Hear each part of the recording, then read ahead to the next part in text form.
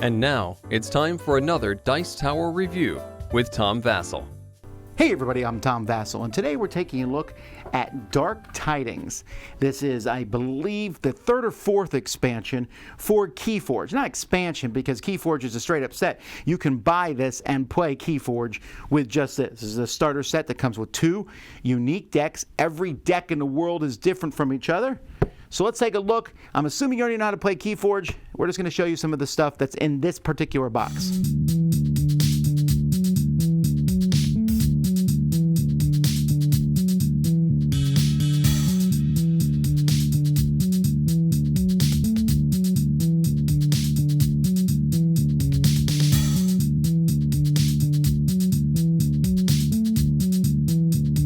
Okay, so we're going to look at this. I got just 2 decks. I was really hoping to get the new Unfathomable faction, but didn't get them. So what do we have here? Holy Lionheart Elijah. That's a pretty cool name.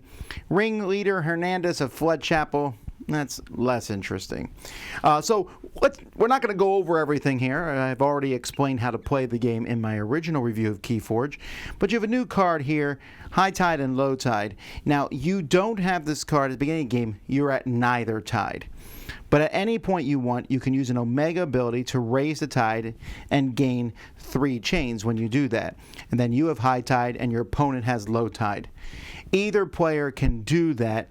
It's a little confusing here. It says Omega raise the tide, gain 3 chains. It's only on the low tide side, but the rules make it clear you can do it anytime as long as you don't have high tide already.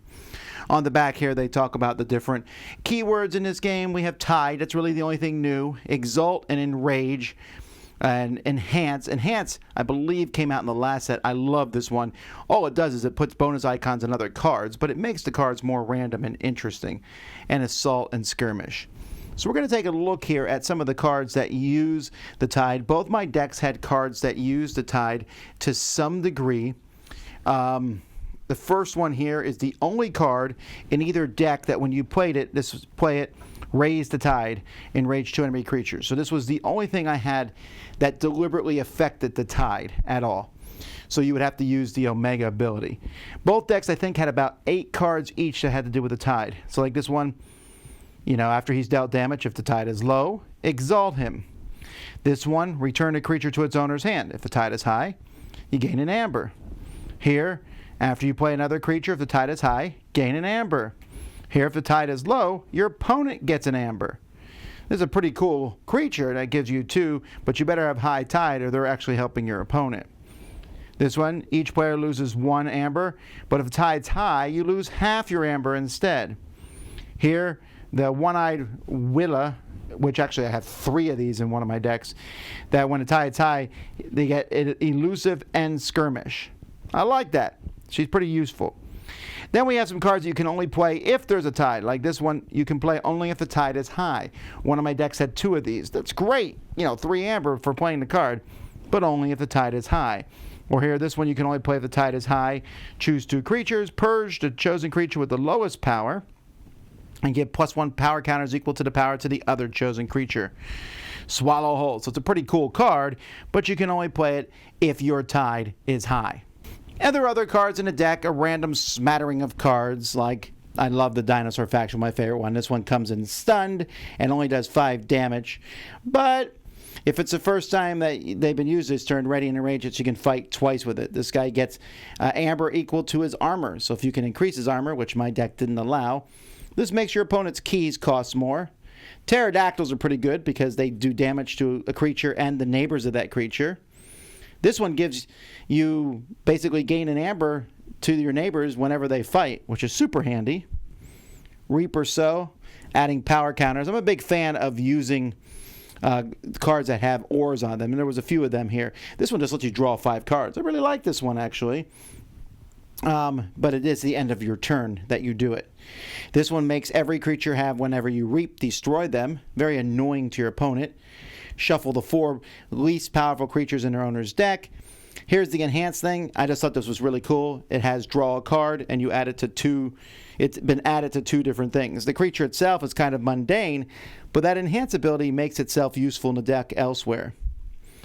The Miasma Bomb has enhanced, but also you can play it and your opponent skips the Forge key step during their next turn. It's not that great, but this is a creature called Shoulder ID. It has taunt, can't fight when it's dealt damage. When it would deal damage, you steal one instead. So you have to hit it, and it's going to steal Amber from you. I just thought it was funny because I would like to put the shoulder armor on the Shoulder ID. When its creature's on a flank, it gets +2 armor and +2 power. I don't know. I found that amusing. I like this one. Do 3 to a flank creature, then 2 to its neighbor, then 1 to the next one. The Mushroom Man gets +3 power for each unforged key you have. So at the beginning of the game, this guy's an 11. He gets weaker as time goes by. So again, you can see, there's another one that has to do with the Tide. This one, give a beast creature 2+1 power counters. I just like that it's called Flumph. Isometric Core, Brand, Heretic, and there's quite a few more cards, but this should give you some idea of what's in the set. I also got these mats. These mats are fine. They show you where to put everything. I don't hate them. In my KeyForge, I've used Etsy and other places to upgrade my keys and amber and stuff, but it comes with all the counters you need for that, along with power counters, hit point counters, enrage tokens, etc. So the components for it are fine, and I really like the artwork. The rules themselves, like I said, I thought it was weird that the rules talked about raising the tide, but it's really the only new thing in the game. When you look over all the different advanced concepts and they go through, they tell you that tide is new. And there's a section on that, but that's really the only big new thing in the game. The rules are fine.